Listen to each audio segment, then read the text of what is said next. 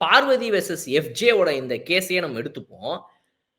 கல்யாணம் ஆன ஒருத்தர டேட்டுக்கு கூப்பிடுறியா? அப்படின்னு இப்ப நீங்களும் நானும் பேசிட்டு இருக்கோம் 2 ஃபிரெண்ட்ஸு. உடனே நான் வந்துட்டு உங்களோட இந்த வீட்ட விட்டு வெளிய போனதுக்கு அப்புறமா கார்ல ஒரு டிரைவ் போகணும். நீங்க பக்கத்துல உட்கார்ந்துருக்கணும் அப்படி.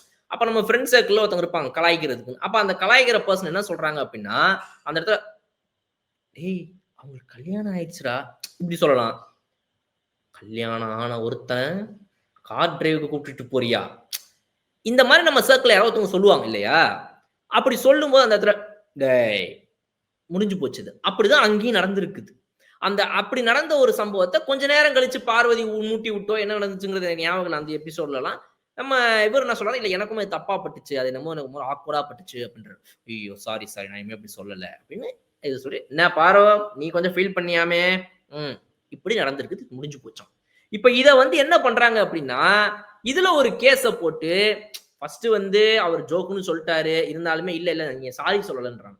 ரொம்ப கேள்வி கேட்டு சாரி சொல்லவே இல்லையா? சாரி சொன்னேன்னு சொல்றாரே. இல்ல அவர்கிட்ட கேட்ட மாரி என்கிட்ட கேட்கல அப்படின்னு அதுல வந்து நின்றுறாங்க.